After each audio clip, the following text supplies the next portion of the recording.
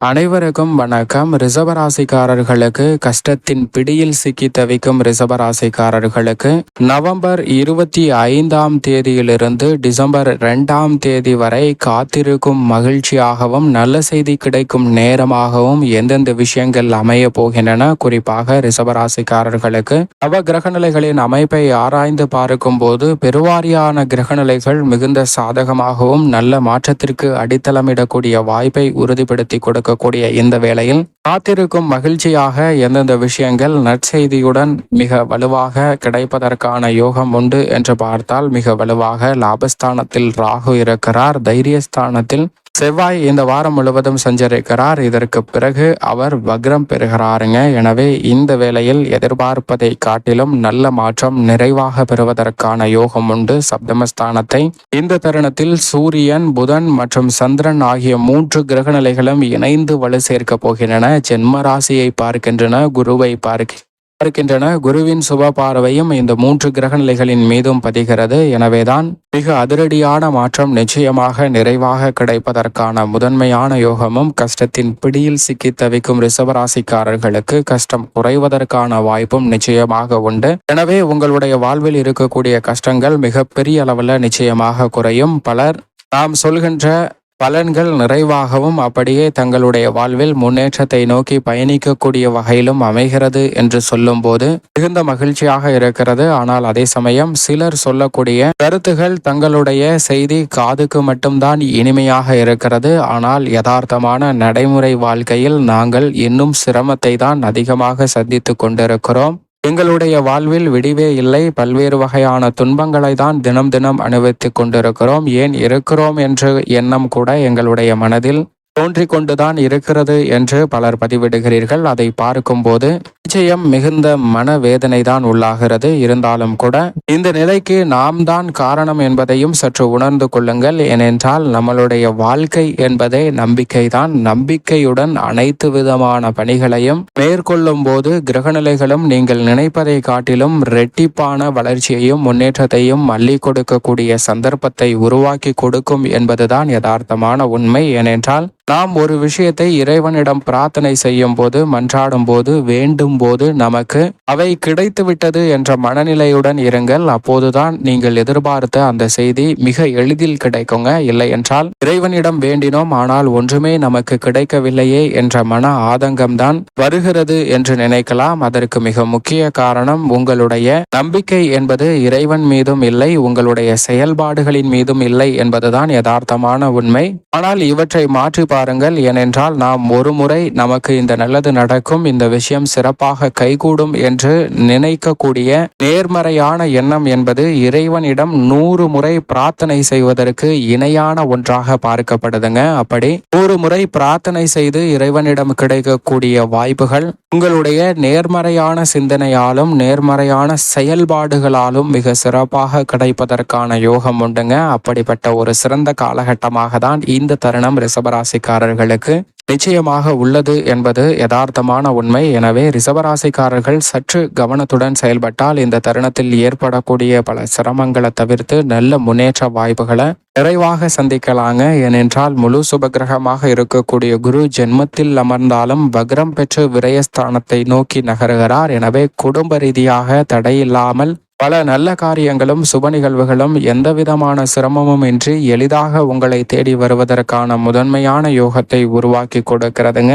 புது முயற்சிகள் மிகப்பெரிய அளவில் வெற்றி கிடைக்கும். காத்திருக்கும் மகிழ்ச்சியாக எதிர்பார்ப்பதை விட நல்ல பல சுப நிகழ்வுகள் இனிமையாக கைகூடுவதற்கான யோகம் நிறைவாக கிடைக்குங்க. இல்லத்தில் குடும்ப உறுப்பினர்களுக்கிடையே உறவினர்களுக்கிடையே ஏற்பட்டு வந்த மனஸ்தாபம் நீங்கி ஒற்றுமை பிறக்கக்கூடிய ஒரு தருணமாகவும் அமையும். எந்த காரியத்தை கையில் எடுத்தாலும் கனகச்சிதமாகவும் திறன்படவும் அதில் முன்னேற்றத்தை உருவாக்கக்கூடிய வகையிலும் நல்ல வாய்ப்புகளை நிச்சயமாக உருவாக்கி கொடுக்கும் என்பதிலும் சந்தேகமே இல்லை. அதோடு மட்டும் கர்மஸ்தானமாகிய 10ஆம் இடத்தில் சனியும் ஆட்சி பலம் பெற்றிருக்கிறார். அவரது நட்பு கிரகமான ராகுவும் லாபஸ்தானத்தில் வலுவாக வீற்றிருக்கிறார். பூர்வ புண்ணியஸ்தானம் என்று சொல்லக்கூடிய 5ஆம் இடத்தில் கேது நிலை கொண்டிருக்கிறாருங்க. இந்த 3 கிரகநிலைகளின் அமைப்பும் மிக சிறப்பான முன்னேற்றத்தை அள்ளி கொடுக்கக்கூடிய அற்புதமான அமைப்பை உருவாக்குகின்றன. எனவே உத்தியோக ரீதியாக கடுமையான நெருக்கடிகள், கஷ்டத்தின் பிடியில் சிக்கி தவிக்கும் ரிஷபராசிக்காரர்களுக்கு அவை அனைத்தும் தகர்த்தெறியக்கூடிய ஒரு தருணமாகவும், எதிர்பார்க்கக்கூடிய முன்னேற்ற வாய்ப்புகள் நிறைவாக பெறுவதற்கான முதன்மையான வாய்ப்பும் நிச்சயமாக உண்டு. நம்பிக்கையுடன்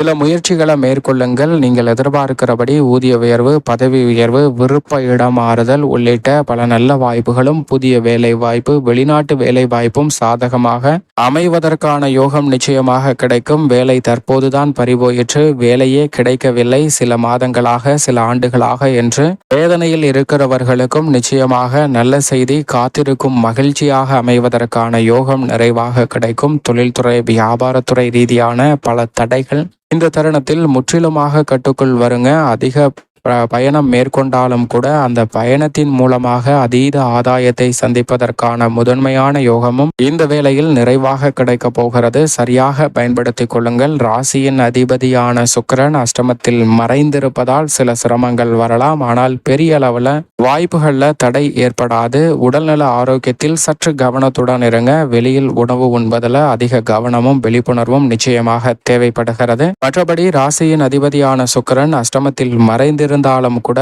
புதிய வாய்ப்புகளை நிறைவாக கூட பாருங்க. பணிச்சுமை அதிகரிக்குமே தவிர பணி இல்லாத ஒரு சூழ்நிலையோ, செயல்படாத ஒரு சூழ்நிலையோ இந்த தருணத்தில் ஏற்படாது என்பதை திட்டவட்டமாக உறுதிப்படுத்துகிறார். மங்களகாரகரான செவ்வாய் தைரியஸ்தானத்தில் இருப்பதால் புதிதாக அசையும் அசையா சொத்துக்கள் வாங்கக்கூடிய முயற்சியில் நல்ல முன்னேற்றத்தை பெறுவதற்கான வாய்ப்பு நிச்சயமாக கிடைக்கிறது. சகோதரர்கள் வழியில் மிக சிறப்பான ஒற்றுமை இனிதாக அமைவதற்கான யோகம் நிச்சயமாக உண்டு. அதோடு மட்டுமல்லாது இந்த வேளையில் சப்தமஸ்தானத்தில் சூரியன், புதன் சஞ்சரிக்கிறார். அவர்களுடன் இணைந்து 5, 6, 7 என இந்த வாரத்தின் இறுதியில் 7ஆம் இடத்தில் வலம் வரப்போகிறாருங்க சந்திரன். எனவே எதிர்பார்ப்புகள் மிக சிறப்பாக பூர்த்தி ஆவதற்கான வாய்ப்பை இந்த 3 கிரகநிலைகள் தெல்ல தெளிவாக உறுதிப்படுத்துகின்றன. ஏனென்றால் 3 கிரகநிலைகளும் இணைந்து சப்தம பார்வையை குரு மீது செலுத்துகின்றன.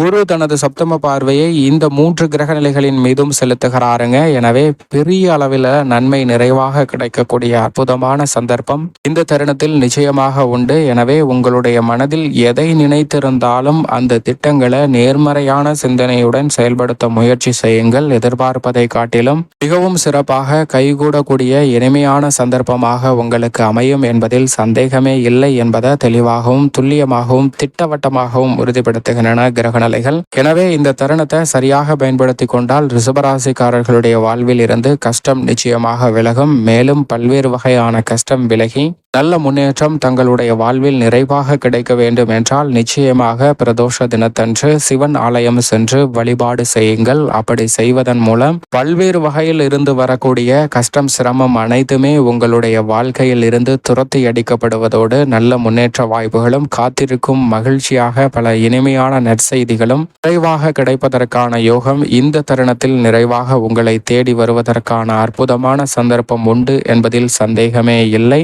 ரிஷபராசிக்காரர்களுக்கு மறந்துவிட வேண்டாம். அனைத்தையும் நம்பிக்கையுடன் நேர்மறையான சிந்தனையுடன் செயல்பட்டால் நிச்சயம் காத்திருக்கும் மகிழ்ச்சியான நல்ல செய்தி உங்களுடைய வாழ்வில் இனிமையாக கிடைக்கும்.